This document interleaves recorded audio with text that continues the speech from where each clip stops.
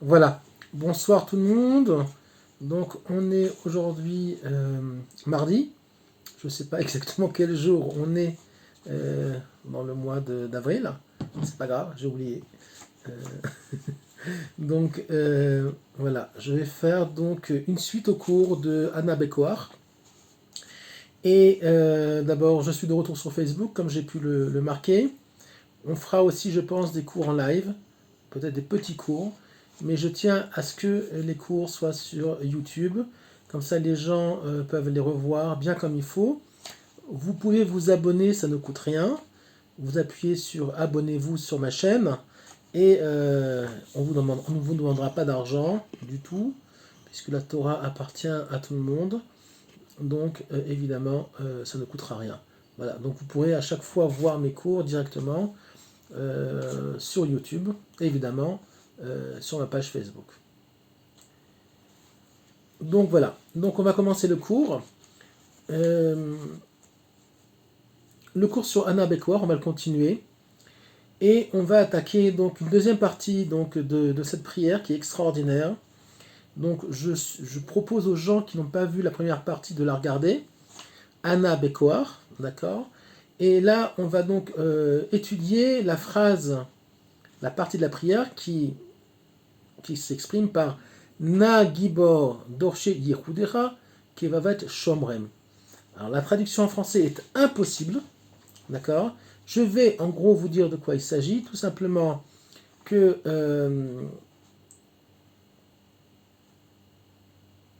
ceux qui... On demande à Hachem de protéger avec, si on peut dire, les yeux d'une maman, ceux qui demandent justement la réunion, le tikkun du monde. Alors, c'est pas du tout la traduction de la phrase, mais c'est ça que ça veut dire. D'accord. Donc, en fait, on parle ici un petit peu du travail du tikkun, et on demande à Hachem de protéger Kevavat, Kevavat, c'est sous-entendu donc par le monde de la vue, avoir un œil donc sur le Ham Israël qui travaille pour le tikkun du monde, donc pour la réparation du monde. Donc, comme je viens de le dire, le rôle du Ham Israël dans le monde, c'est quoi? Tout simplement, c'est de réunir ce qui a été séparé, dispersé, lors de la chute d'Adam et Ève, donc Adam et Chava, de la dimension qu'on appelle Gan Eden. Ça s'exprime aussi par la tfila, par la prière, la plus grande des prières, Shema Israël, Hashem Elokeinu Hashem Echad. Le Echad du Shema Israël, c'est tout simplement que le monde dans son essence, il est un. Le monde de l'exil, c'est la dispersion, le monde du Piroud, le monde de l'explosion. Tout a été dispersé. Donc le rôle du Ham Israël et aussi des nations, c'est de retrouver, de rassembler tout ce qui a été dispersé. Tout ce qui a été dispersé. Pour qu'à la fin des temps, comme le prophète Zacharia a prédit, Bayom Ahu Yeh Adonai Echad Ushmo Echad. Ce jour-là, Dieu sera un et son nom sera un. Donc c'est le travail de la réparation de toutes les fausses idéologies, les fausses religions, les esclavages, surtout l'esclavage de nos désirs, de nos fantasmes, et l'esclavage qui est lié à ça, de son moi. Les gens ont perdu, pour diverses raisons, on va pas dire tous, mais la plupart quand même, une vue globale de la vie et de l'histoire, tout simplement parce que le monde est encore sous le signe de la dispersion, et il est extrêmement difficile de comprendre l'existence à un niveau, on va dire, où tout est un. Ok. Donc on va expliquer dans le cours, ne vous inquiétez pas, on va avancer, je commence juste à mettre en place un petit peu l'idée du cours. Quand Hacham a créé son monde, il l'a fait de plusieurs dimensions. D'accord. On sait, il y a Asiya, le monde dans lequel on vit, le monde du fer, le monde de Yetzira, le monde de Bria et le monde de Hatzilut. En fait, ces mondes-là, qui sont imbriqués les uns dans les autres, même s'ils ont des noms différents, même s'ils sont différents, en fait, dans l'essence de la création, ils sont une seule et même chose. L'un influence l'autre et l'un vit de l'autre. Donc, c'est un petit peu comme l'âme. L'âme est composée de Nefesh, Ruach, Neshama, Chaya et Veyechida, même si effectivement il y a aussi des milliers de sous-parties d'âme, en fait, on parle d'une seule et même chose. Quand Dieu a créé le monde, il l'a créé seul. Ça veut dire quoi? C'est que le monde actuellement est dirigé par des forces, au pluriel, qu'on appelle des anges.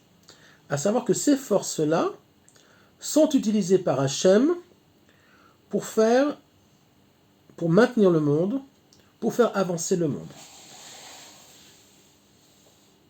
Quand Dieu a créé le monde, il n'a pas utilisé ces forces-là, il n'y a que lui-même et lui seul qui a donc mis en place de Bereshit, même avant Bereshit, jusqu'à Shabbat, le monde tel que nous on le connaît.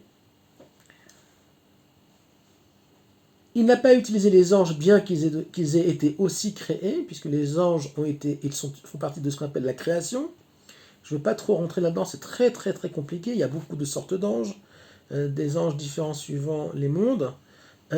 Chaque ange a un travail différent, si on peut dire, une fonction différente. La différence entre les anges et les hommes, c'est que les hommes sont beaucoup plus élevés que les anges. Même si les anges ne fautent pas, ils ne sont, on va dire que, ils sont un petit peu comme des programmes informatiques, si on peut dire. Ils sont formatés pour faire une chose ou plusieurs choses, mais ils ne peuvent pas faire autre chose. Ils n'ont pas de libre arbitre.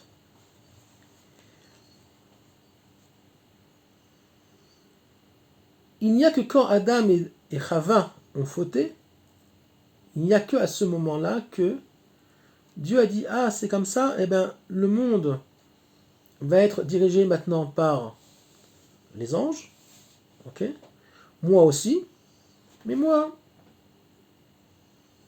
je me retiens un petit peu, évidemment c'est une métaphore, hein, je me retiens un petit peu, et le monde va vivre avec, va fonctionner avec si on peut dire, mes soldats. Mes soldats, mes envoyés, mes esclaves, vous appelez ça comme vous voulez, ce sont tout simplement les anges. Et c'est les anges et ces forces-là qui remettent à chaque fois, qui rééquilibrent ce qui se passe dans le monde. On retrouve l'intervention divine directe uniquement lors de la sortie d'Égypte, puisque Dieu dit qu'il nous a sortis d'Égypte sans passer justement les lots Shaliach et les lots Malach, donc sans envoyé et sans ange. Il va accompagner le Ham Israël durant toute la sortie d'Égypte, pendant les 40 ans, jusqu'à la rentrée en Eretz Israël avec Yehoshua bin Nun. Et là, de nouveau, il va laisser le monde se reprendre en main plus ou moins seul, même si Yehoshua va un petit peu,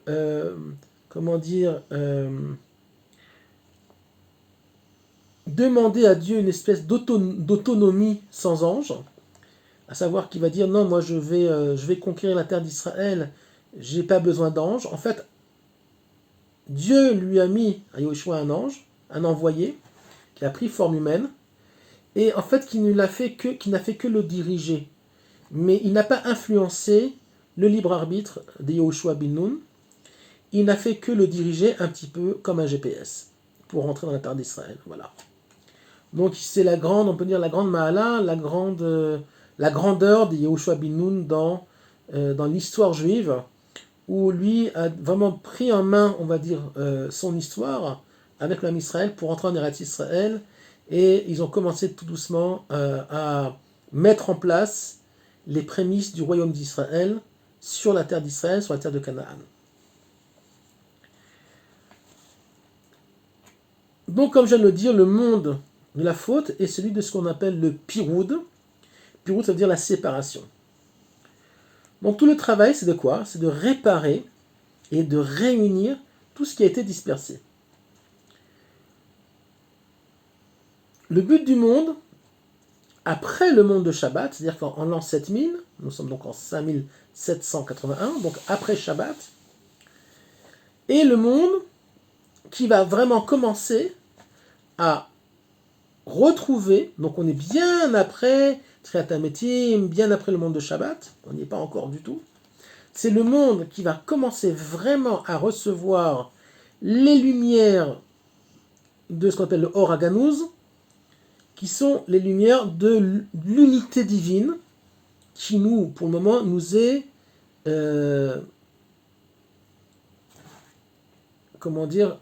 intouchable, invivable. Il y a eu de temps en temps dans l'histoire des nitzotzot, des étincelles de cette lumière-là, de cette énergie-là, lors de Hanouka par exemple, mais ce ne sont que des étincelles. Nous ne vivons pas suivant les forces du Or HaGanuz, en tout cas pas de façon, on va dire, dévoilée. Ce monde qui apparaîtra, donc après l'an 7000, s'appelle le monde de Malchut Ein Sof. Ce monde-là, c'est le monde, c'est ce qu'on appelle Tachlit HaOlam, à savoir que c'est le monde tel qu'il doit être quand il est réparé. Donc même en 7000, quand ça va commencer à apparaître, le monde va changer, le monde ne sera pas, même au niveau matériel, tel que nous on connaît actuellement, et même cette lumière-là qui est tellement grande, n'apparaîtra que peu à peu dans le monde, jusqu'en l'an 10 000, où là le monde sera réintégré dans le Netzach, à savoir dans Hachem lui-même. Ok, et en fait le monde va un peu disparaître, mais pas disparaître dans le sens annulé, mais on va dire il va être réintégré. Il faut comprendre que quand Dieu a créé le monde, même si le monde s'exprime par le multiple, alors que la source de la création est unique, à savoir Dieu, on retrouvera donc à la fin des temps ce principe d'unicité, et c'est un petit peu comme un cercle qui va se refermer sur lui-même, une spirale, mais une spirale qui va finir par se refermer sur elle-même, c'est-à-dire que on est parti de l'unicité vers la multiplicité, et cette multiplicité, par la faute, va être réunie, va être ressoudée par, entre autres, le travail du Ham Israël, et aussi des nations, des bonnes, on va dire, du bon côté des nations, des gens qui vont abandonner leur religion mensongère, leurs idées mensongères, même dans le peuple juif, les juifs qui vont supprimer toute leur folie, leurs fantasmes, leurs idées qui sont déplacées, leur ego, entre autres. Et grâce à ça, tout doucement, il va y avoir aussi un birour, c'est ce qu'on vit actuellement. Malheureusement, il y a des gens qui vont partir de ce monde-là, qui n'auront pas le mérite de participer à cette reconstruction du monde. Et tout doucement, on va arriver à Triat HaMetim, et comme je vous ai dit, Shabbat, Triat HaMetim, donc on va arriver d'abord à la Géoula, le Mashiach va se dévoiler, le troisième temple, et là seulement l'histoire va commencer. Okay, le temple va être, on va dire, le point de départ, et pas d'arrivée, le point de départ du tikkun du monde, qui sera un tikkun, on va dire, plus élevé. On va rentrer dans le monde de Shabbat, après le monde de Shabbat, on va rentrer dans le monde, ce qu'on appelle Malchut Ein Sof, et là, ce Malchut Ein Sof va apparaître dans le monde tout doucement, okay, jusqu'à ce qu'on arrive donc au monde de Hatzilut, c'est-à-dire le monde le plus élevé de tous, où il n'y a que le divin et l'unicité. Le mensonge n'existe pas, tout ce qu'on connaît actuellement disparaît, est réparé, et c'est des mondes dans lesquels on n'a pour le moment aucune... Il est très difficile d'avoir une appréhension, une compréhension, parce que ça dépasse, évidemment, nos critères de compréhension actuellement tels que nous on est. Il y a des tzadikim gumurim, dans chaque génération qui comprennent ce que ça veut dire, mais nous-mêmes qui étudions à notre niveau, on ne peut pas comprendre. Voilà. Donc on voit bien que on n'est pas du tout dans l'histoire moderne. Je l'ai déjà dit plusieurs fois dans mes cours. On n'est que à la fin de la préhistoire et mais Hashem avec le dévoilement du Mashiach, on va rentrer enfin dans l'histoire. Donc dans cette fille-là, Nagibor Dorche Yehudecha, donc Dorche Yehudecha, ça veut dire l'hydroche et ceux qui veulent donc faire ce travail, cette unicité du monde. Ils veulent en fait, ce sont les gens qui veulent la Géola, qui demandent donc réparation, qui vont être les collaborateurs du divin pour réparer le monde. Le bête de Bereshit étant le début de la multiplicité, puisque le bête c'est 2, donc le premier chiffre multiple en numérologie c'est 2, puisqu'il y a d'abord le 1 évidemment, après il y a le 2, donc bête c'est 2. C'est le fait que Dieu, comme je l'ai déjà dit, ne peut s'exprimer dans le monde que par la multiplicité. Ça ne veut pas dire, la multiplicité ne veut pas dire le piroud, ne veut pas dire le monde de la séparation. La multiplicité peut s'exprimer aussi par l'unicité, c'est-à-dire que on va donner un exemple. 2 minutes. On dit mihu achacham, mi achacham, aroe et anolad. C'est une expression bien connue du judaïsme qui veut dire qui est l'homme qui a la chorma, qui a l'intelligence. C'est celui qui voit d'où naissent les choses. Alors, qu'est-ce que ça veut dire? Ça veut dire qui voit le monde dans sa globalité et non pas au niveau des détails. Celui qui voit le monde dans son ensemble. Et là, on va vous donner un exemple. Je vais vous donner un exemple de ce que peut être la multiplicité réparée, donc Yichud Metukan, par un exemple très concret, une voiture. Une voiture, comme beaucoup d'autres choses, sont faites de milliers d'éléments, de vis, de pistons, un volant, des sièges, des roues, je n'ai pas besoin de vous expliquer, vous savez ce que c'est une voiture. Pourtant, si vous regardez la voiture, on va dire à 3 mètres de la voiture, vous voyez un bloc, vous voyez un ensemble. Si vous êtes un extraterrestre, vous ne savez pas ce que c'est une voiture, on vous prend, on vous bande les yeux, et on vous met le nez dans le moteur, vous verrez peut-être 3 pistons et 2 vis, et un tuyau. Vous croirez, on vous dit voilà, ça c'est une voiture. Donc vous pourrez croire que, effectivement, une voiture c'est 3 pistons et un tuyau. Et bien c'est ça l'exil. L'exil, c'est d'avoir une vue au niveau des détails et pas dans sa globalité. On ne focalise que l'existence par rapport à ce qui nous intéresse, ce qui nous arrange, ce qui nous fait peur ou pas peur. Par exemple, il y a des gens qui focalisent énormément sur l'argent. L'argent est le centre de leur existence. Donc vous perdrez sûrement à cause de ça dans vos relations humaines, très souvent. Si vous focalisez par exemple que sur l'intelligence, que sur la chorma, vous perdrez aussi, donc vous passerez à côté de vos sentiments, etc., etc. Donc on voit bien que le monde est basé sur la multiplicité, mais qui est une multiplicité qui est une chose. Comme une voiture. Une voiture qui est faite de plusieurs éléments, et pourtant c'est un seul objet, une seule mécanique, une seule chose. Kevavat Shomrem, donc dans la Tfila, Na Gibor Dorche Yehudecha, Kevavat Shomrem, donc que veut dire Kevavat Shomrem? Donc dans une traduction plus que libre, en fait notre relation au monde passe essentiellement par la vue. La vue, c'est le Yehud, avec le monde. C'est-à-dire qu'on contacte ce monde, on comprend ce monde au niveau de son extériorité au moins, par la vue. Premier contact, tac, à partir du moment où je vois quelque chose, j'ai une connexion à la chose. je suis assis là où je suis, je vous parle devant un portable, quand je vois le portable, ok, donc j'ai une connexion, ok, j'ai un yichud, j'ai une relation à ce portable-là, parce que c'est ce que je vois. Il y a beaucoup de choses autour de moi aussi, mais c'est ce que je vois particulièrement quand je fais le cours. C'est ce qui nous permet donc de mettre en place les formes, les mouvements de ce monde. Donc dans cette fille-là, on demande à Dieu tout simplement d'avoir un œil sur nous, d'avoir un œil sur ceux qui veulent justement le tikkun du monde. Et on demande un petit peu une protection d'Hachem, puisque le monde du tikkun est un monde qui est très important. Hachem y tient, puisque c'est le secret de la rédemption. Donc,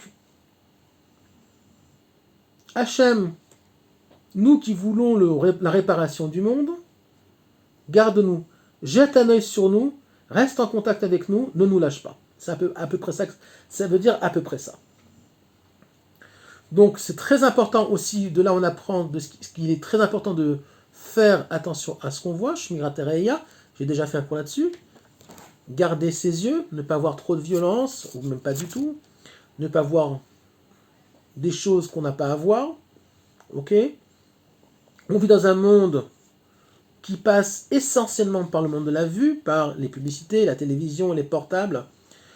Tout ça est actuellement extrêmement endommagé, surtout par les portables. On voit beaucoup de cochonneries, beaucoup de bêtises.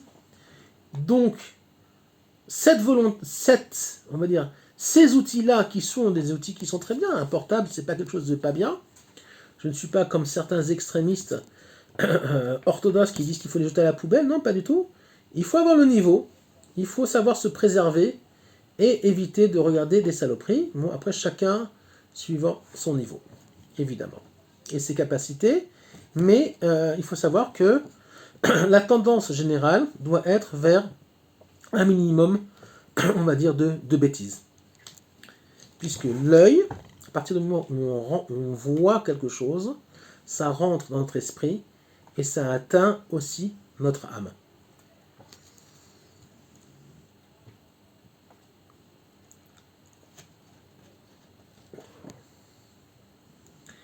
Le monde dans lequel on vit est un monde, c'est une illusion, mais c'est un monde qui est voué au changement. Shana, en hébreu, qui veut dire l'année, sont les mêmes lettres que Shinui, la même racine que Shinui. Shinui veut dire changement. Le mois, Chodesh, veut dire nouveauté, renouveau, Chidush, etc. La plus petite dimension de temps qu'on connaît, c'est Shnia. En hébreu, Shnia, c'est la même racine aussi que 2. Shnia. C'est-à-dire que même la plus petite relation au temps est multiple. Ça veut dire quoi? Qu'elle n'est pas dans l'unicité. L'unicité. Ça veut dire quoi? Tout simplement que le monde, le temps, est une illusion. À savoir, à partir du moment où on est dans le multiple, ça veut dire qu'on est déjà détaché d'une certaine façon, en tout cas d'une façon extérieure au divin. Mais c'est que extérieur, dans l'essence, on n'est pas détaché, mais on va dire dans la vie courante, dans l'évolution de l'humanité, on est apparemment, oui, détaché. C'est l'illusion et le paradoxe du monde du Tzimtzum, du monde des limites. Au niveau des sphirotes supérieures, à savoir Keter, Chochma et Bina, ça n'existe pas. C'est-à-dire qu'il n'y a pas d'influence et de changement. Le temps n'existe pas, en tout cas pas tel que nous on le connaît, car on est à un niveau de ce qu'on appelle Or Meached, qui est exact, c'est une lumière, qui sont des lumières, ces trois sphirotes, donc Keter, Chochma et Bina, ce sont des sphirotes, donc des sphères, qui sont une lumière qui unit, qui rassemble.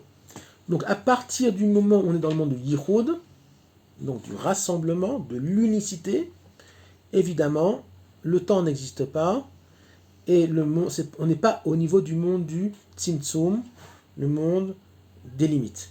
On est dans le monde du divin où le mot limite n'existe pas. Et de là, on apprend ce que c'est la prophétie.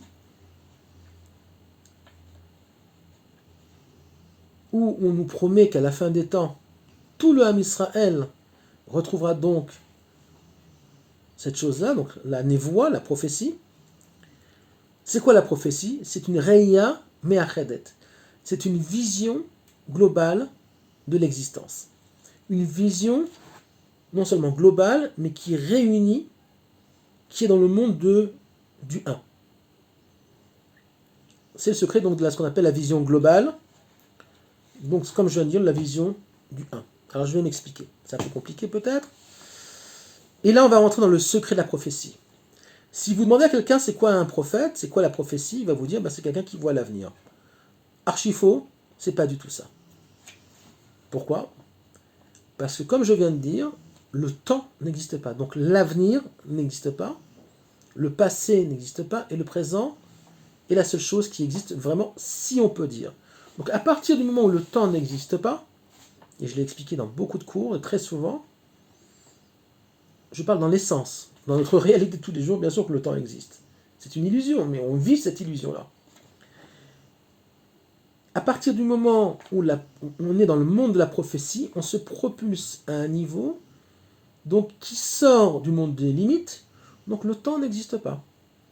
Donc, ça veut dire quoi la prophétie? C'est tout simplement qu'on est à un niveau où on dépasse le temps et l'espace, et on a la possibilité donc de comprendre et de voir, si on peut dire, toute l'histoire de l'homme, du début à la fin, ok, puisqu'elle est une, dépassée par le temps et l'espace. Donc on peut voir effectivement ce qu'on appelle nous le futur, puisque tout est une seule chose. Donc le temps et l'espace à ce niveau-là, cette dimension-là, n'existe pas. Mais quelle est la différence entre un prophète et un autre? C'est que comme chaque prophète est différent, Hachem permet à chaque prophète, suivant la racine de son âme et suivant le tikkun qu'il a à faire dans ce monde-là, de voir ce que Dieu lui permet de voir.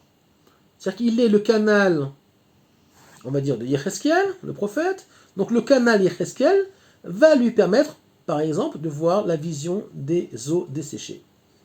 C'est soit même une vision allégorique, mais c'est une prophétie.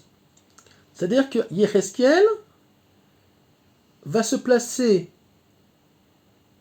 va voir ce qui va se passer au niveau du temps,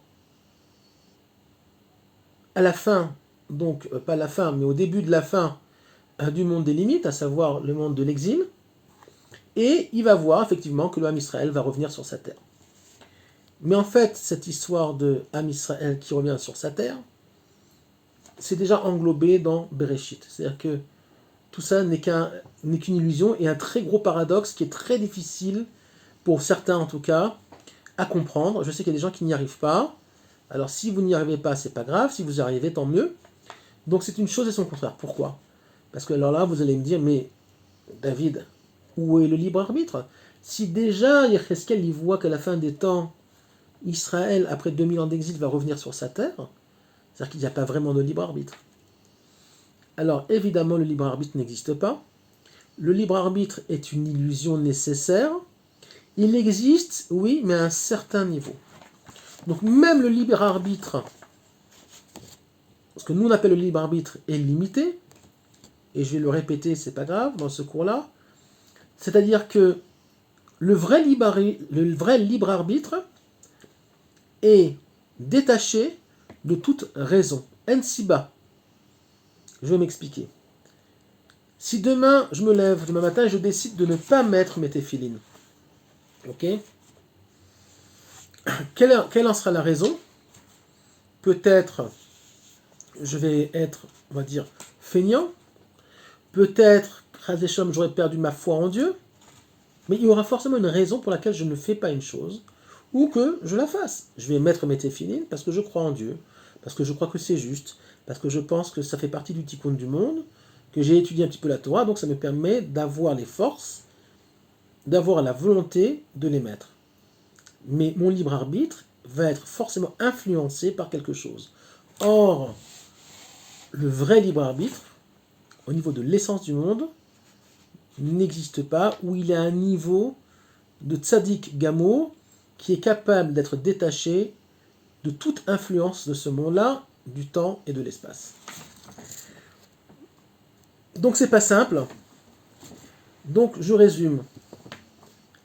La prophétie, ce n'est pas voir l'avenir. La prophétie, c'est d'avoir une vision globale suivant nos capacités de prophète, à voir toute l'existence, du début à la fin, suivant les prismes et les possibilités que j'ai en tant que prophète. Pour le moment, l'exil tel qu'il est ne nous permet pas de se connecter donc à la prophétie. Alors, vous allez me dire, oui, mais il y a le Rabbi Shmuel et le Rabbi Bdil qui ont prophétisé que dans notre génération. Faux. La prophétie, d'après la tradition juive, et vous pouvez vérifier ce que je dis, s'est arrêtée à l'époque du retour du Second Temple, à l'époque de Ezra Asopher. Ezra le scribe, il n'y a plus de prophétie dans le Ham Israël depuis Ezra Asopher, sauf chez les fous et les enfants. C'est-à-dire qu'en fait, il n'y a pas. Qu'est-ce qu'il y a? Oui, le Ruach HaKodesh. Il y a eu des grands Admourim, des grands Rabbanim, ou même des gens plus simples, qui ont, qui ont le Ruach HaKodesh. Quelle est la différence, par exemple, le Ruach HaKodesh et la prophétie? La prophétie est extrêmement précise. Si demain quelqu'un vient et me dit, demain à 15h31, il va y avoir un tsunami sur Gaza, alors ça c'est de la prophétie. Mais s'il me dit, un jour, à la fin des temps, il y aura un tsunami sur Gaza, c'est du Ruach HaKodesh. C'est pas de la prophétie. C'est-à-dire qu'il voit une globalité un petit peu, on va dire, floue. Mais il la voit, mais c'est plus flou. La prophétie est beaucoup plus précise. La prophétie, c'est aussi, tout simplement, le siyar, le discours entre le Shem Havaya, Dieu, Yudke Vavke, et son monde par l'intermédiaire d'hommes qu'on appelle des prophètes. C'est pas forcément quelque chose qui a un rapport avec la fin des temps ou même le temps futur. Ça peut aussi avoir un rapport, puisqu'on voit les choses dans leur globalité, mais ça peut être aussi un rapport au monde tout de suite, maintenant. Dieu dit à un prophète, il y a eu, dans l'histoire d'Israël, des milliers et des dizaines de milliers, voire des centaines de milliers de prophètes. Pourtant, il n'y a que les prophètes du Tanakh, donc de la Bible, qui ont été, on va dire, gardés, tout simplement, parce que eux, d'une façon générale, sont connectés à la fin des temps, et même s'ils font des prophéties sur, par exemple, la destruction du premier ou du deuxième temple, et de l'exil d'Israël, ça nous rapporte aussi en parallèle à ce qui va se passer à la fin des temps. Maaseh Avot, Siman Labanim, ce qui s'est passé avec nos pères, sont aussi des signes pour les fils. Cette condition de la vision prophétique et de l'unicité donc, ne peut se faire qu'en Eretz Israël. Et qu'est-ce que j'ai dit? C'est le siyar, donc siyar ça veut dire le discours, qui est possible uniquement avec le Shema Havaya, en Eretz Israël. On ne peut pas prophétiser en dehors de la terre d'Israël.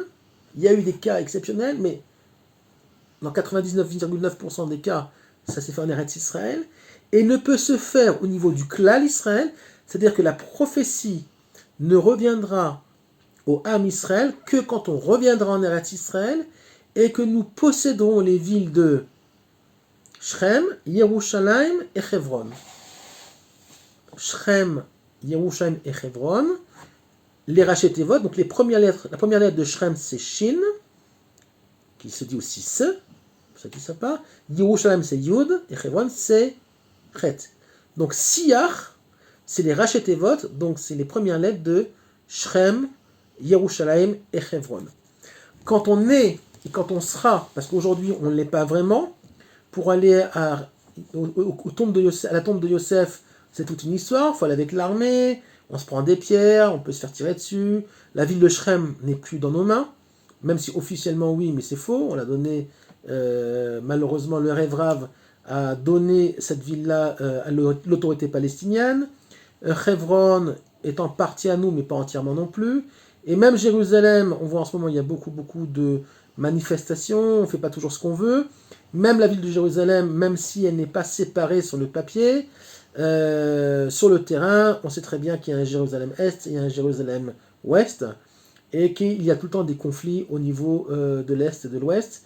Et actuellement, tous les soirs, c'est ce qui se passe dans les rues de Jérusalem, où la police et les Ishmaélim, les Amalekim, se tirent dessus à coups de pierre, à coups de feux d'artifice, etc. Donc on n'est pas vraiment encore dans la vraie possession de Shrem, Yerushalayim et Hebron. C'est que en partie, c'est déjà pas mal, c'est mieux qu'avant, mais c'est pas encore ça. C'est pour ça qu'il n'y a pas de prophétie en Israël actuellement. Il y a du Ruach HaKodesh, mais il n'y a pas encore de prophétie. Dans la tradition des rabbanim de Chabad, on rajoute aussi la lettre Mem qui fait Mashiach, donc Meron, la lettre Mem, Meron, Mem Siach. Mashiach, c'est Mem Shin Yud Chet, donc c'est comme j'ai dit Siach, Shrem, Yerushalayim et Hebron, avec le Mem de Meron avant, où est enterré Rabbi Shimon Bar Yochai. Rabbi Shimon Bar Yochai, qui, je vous rappelle, a écrit le Zohar, et le Zohar étant les lumières, étant le livre qui vont amener les lumières, qui vont amener donc la Géoula ou Am Israël. Et là, je vais vous enseigner un chidouche, donc une nouveauté dans le monde de la Torah, une nouveauté qui est assez récente, donc, et qui a été confirmée par un des plus grands maîtres de la Chassidoute actuelle, Baal Ruach HaKodesh, quelqu'un qui a un Ruach HaKodesh connu, c'est le Rav Yitzhak Ginsburg, de Chabad, qui est Lubavitch, mais qui est un Lubavitch, on va dire, très spécial, okay, qui est un petit peu en dehors du système Chabad. Ça a été confirmé sur Chidush là par lui, et ça a été confirmé aussi par le Rav Stavsky, mon maître, qui est aussi un très grand kabbaliste, connu dans les milieux de la Kabbalah, et j'en en rajouterai pas plus. Dans le cas de figure donc du siyar, donc du discours, de la prophétie avec Yudke Vavke, on retrouve dans le Shem HaHavaya, donc le Shem Yudke Vavke, donc le nom divin, la force divine, c'est pas Dieu lui-même, mais le nom divin qui est le plus fort de tous, qui est donc le nom qui est en dehors du temps, qui rassemble en fait le futur, le présent et le passé. En fait, c'est le nom qui nous propulse en dehors du temps. C'est le nom par lequel on est sorti d'Égypte. Je le rappelle. Donc ce nom-là a plusieurs niveaux d'explication par les lettres. Là, on va révéler une dimension qui n'a pratiquement jamais été révélée jusqu'à présent. Ça a été révélé par le Rav Ginsburg, mais moi je vais vous la révéler aussi dans ce cours-là, puisque je ne pense pas qu'il y ait beaucoup de gens dans mon public qui connaissent la Torah du Rav Ginsburg. Il y en a certains qui connaissent un petit peu, mais en tout cas, ce que je vais enseigner là, même le Rav Ginsburg ne l'a pratiquement jamais enseigné, ou très peu. Donc, Yud, Ke, Vav, Ke. Donc Yud, plus loin, la lettre He, on ne dit pas He, on dit Ke, pour ne pas la prononcer, parce que c'est un nom divin. Vav, et de nouveau, plus loin, He. On sait que la lettre Yud est formée donc d'un corps, et de ce qu'on appelle Kotso Shel Yud, une espèce d'épine qui monte. On connaît l'hébreu, le Yud a une petite épine, comme ça, qui s'appelle Kotso Shel Yud, comme une Kotz en hébreu, c'est comme une épine, l'épine du Yud. Donc c'est considéré dans la Torah de la Kabbalah comme quelque chose en soi. Donc le Kotso de Yud est dans la Kabbalah toujours relié à la sphira de Keter, qui est la Emouna, et qui est donc connecté aussi à Avraham. Abraham, puisque Lech Lecha, quand Hachem dit à Abraham Lech Lecha, il lui dit 2 fois connecte-toi au Chaf Sofi de Lech, qui est aussi la sphère de Keter, qui est le monde de la Imuna. Fais-moi confiance et foi en moi et fais ce que je te dis. Lech Lecha. Donc il lui dit 2 fois Lech Lecha, comme le bête de Bereshit, 2 fois il lui dit Chaf Chaf, Keter Keter, Emuna Emuna, va, je te confirme, va, fais-moi confiance, va en Eretz Israël. Quitte ta famille, quitte Haran. Après le Yud lui-même.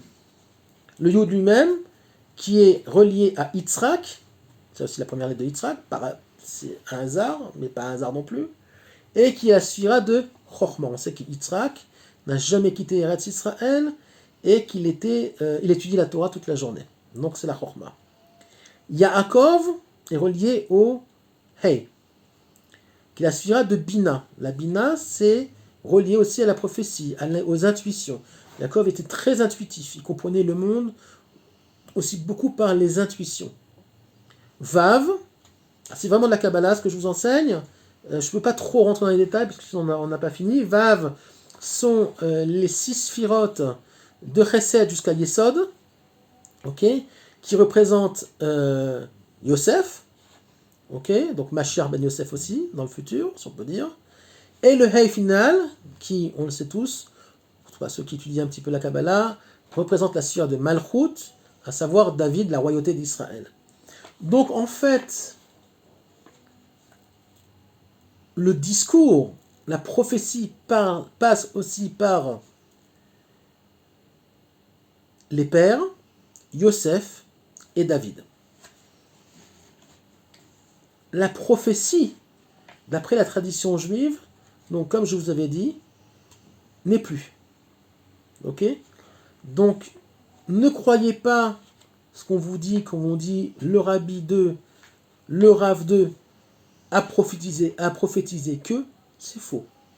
C'est ou des gens qui ne sont pas honnêtes, ou des gens qui n'ont pas de connaissances suffisantes en Torah, qui ont écrit ça.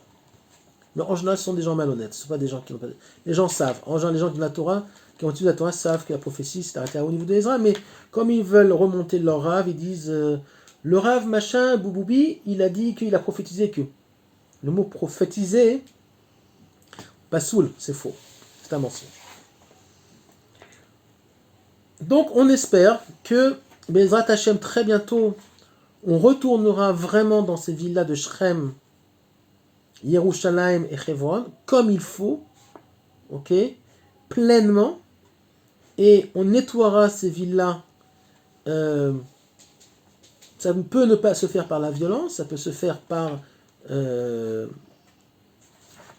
verbalement, évidemment par le Mashiach, qui leur parlera, qui leur dira écoutez, vous n'avez rien à faire ici, ils auront peur de lui, ils partiront. Ça, c'est le meilleur des cas. Puis sinon, on verra ce que Dieu, par le biais du Mashiach, décidera de que fera-t-on d'eux. On ne sait pas. On espère le meilleur pour tout le monde. Donc, on espère que par la prophétie donc et le retour d'Israël sur cette terre pleinement, on atteindra la vraie Chokhmah, qui est la clé de tout et qui est la clé surtout de la Géoula. Puisque la Chokhmah et la prophétie et la Bina, donc la Bina, la prophétie, la Chokhmah et la sphère de Keter, c'est une chose, okay, même si elles-mêmes ont des forces dépendantes et pas interdépendantes comme les sphères de Chesed jusqu'à Yesod. Il faut savoir que les six sphirotes en bas, à part Malchut, qui ne fait que prendre, sont des sphirotes, donc des forces qui ont une interdépendance. C'est pour ça que ça s'appelle Zeir Anpin.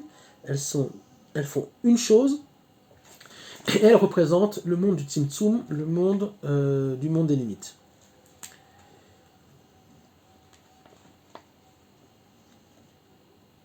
On arrivera à la fin des temps, et là je vais terminer, à ce que nous enseigne le Talmud de Jérusalem. Bechormata bara Elokim et Hashamayim et Haaretz, au lieu de Bereshit, on traduit dans le Talmud de Jérusalem par Bechormata. Ça veut dire tout simplement que dans le mot Bereshit, il y a tous les secrets de la Chorma Eliona, de l'intelligence supérieure qui en elle englobe toutes les dimensions de la prophétie, toutes les sphères inférieures et toute la création. Dans le mot Bereshit, il y a déjà tous les secrets de la création, du temps, du début de l'histoire et de la fin de l'histoire. C'est un autre cours. Je ne sais pas si un jour je le ferai, c'est compliqué. Voilà, donc j'espère je pense que ça a été un petit peu difficile. En tout cas, j'espère que vous arriverez j'espère que je me suis bien exprimé. J'espère que j'ai réussi à vous faire comprendre ce que c'était un petit peu la prophétie, ce que c'était le monde et ce dont le monde a besoin. Donc le monde a besoin, donc on le sait très bien, de Yehoud, ok, et qu'on demande à Hachem de protéger. Donc il doit y avoir une raison de protéger ceux qui veulent unir le monde. On sait que les gens de Torah, les vrais, aujourd'hui, dans le monde entier, surtout en Eretz Israël, sont aussi, je n'ai pas besoin de vous le dire, poursuivis. Ils sont censurés très souvent. Donc, c'est extrêmement d'actualité quand on dit à Hachem, aie un œil sur nous, parce que nous, on veut réparer le monde. Nous, on veut amener le Hémet au monde. Mais tu sais, il y a beaucoup de forces contraires qui veulent le contraire, donc, et protège-nous. Voilà. Donc, en espérant au plus vite possible un retour d'Israël des exilés, donc je parle là aux Juifs qui habitent en exil, en galoute. La seule chose que je peux vous dire, c'est que plus ça va aller, plus ça va être difficile de faire l'Alia. Ça l'est déjà maintenant. Ok, c'est très compliqué déjà maintenant, mais ce sera de plus en plus difficile. Et ne croyez pas que si ça devient impossible, on vous laissera tranquille en exil. Donc ça ne sera pas le cas. Et évidemment, comme d'habitude, on va nous tomber dessus, on va dire oui, mais Israël c'est cher, on n'a pas les moyens de monter. Je n'ai pas la réponse. Je n'ai pas la réponse. Alvaï que je l'ai. Oui, c'est cher Israël, et oui, c'est compliqué de monter, évidemment. Mais on n'attend pas le dernier moment pour faire les choses justes. On ne reporte pas à demain ce qu'on aurait pu faire hier. Or, la plupart des Juifs d'exil ont reporté à demain ce qu'ils auraient pu faire hier, avant-hier, il y a 10 ans et il y a 20 ans. Donc ça a été un choix. Il faut vraiment vous grouiller, je ne sais pas comment, je ne suis pas le Mashiach, donc je n'ai pas la solution. Voilà. Donc je ne sais pas, chacun verra midi à sa porte. Mais si je peux me permettre, je ne suis pas sûr qu'on rentre dans un monde comme ils nous le promettent, où tout va bien aller. Je ne crois pas. Je ne suis pas spécialement négatif. Je suis réaliste parce que je sais ce qui a marqué dans les prophètes. Je sais ce qui a marqué dans le Zohar. Un petit peu, tout petit peu. Et on n'y est pas encore. La Géoula arrive. Le Mashiach arrive. Mais ça ne veut pas dire que ça va se faire de façon, on va dire, comme une promenade au bord de la plage. Voilà. Donc grouillez-vous, même en Eretz Israël, grouillez-vous de faire ce qu'il faut faire comme il faut faire. Je suis ahuri de voir la méchanceté des gens. J'entends beaucoup de monde, je vois beaucoup de monde. J'entends beaucoup de témoignages de gens qui me racontent. Je ne sais pas à quoi c'est dû. J'ai jamais entendu autant de méchanceté que ces derniers temps. Peut-être qu'à la fin des temps, très sûrement, les vrais, on va dire le vrai visage de chacun, les masques sont en train de tomber justement. Voilà, en Israël, les masques sont tombés depuis dimanche dernier, mais pas que les masques physiques. Je pense qu'aussi les masques des gens, tout simplement. Les gens se dévoilent au grand jour et on commence à voir qui est qui vraiment. Voilà. Donc je vous souhaite, pas encore Shabbat Shalom, c'est trop tôt, une bonne fin de semaine et à très bientôt pour un prochain cours.